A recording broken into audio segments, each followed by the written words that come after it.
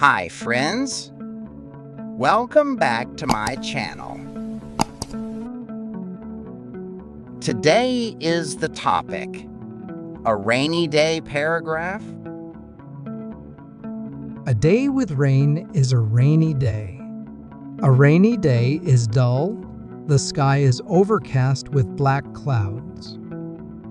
The sun is not seen, the weather is foul. From the early morning, it begins to rain in torrents. A rainy day is a curse for a poor man. He cannot go out for his daily works.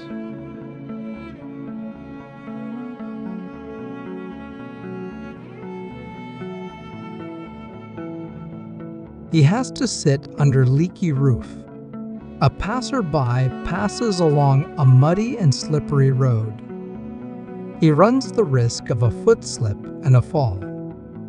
He uses an umbrella, but there is hardly any protection from heavy rainfall.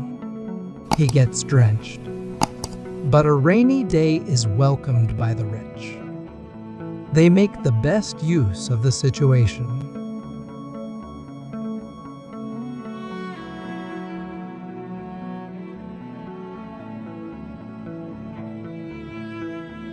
Some of them make arrangements for indoor games.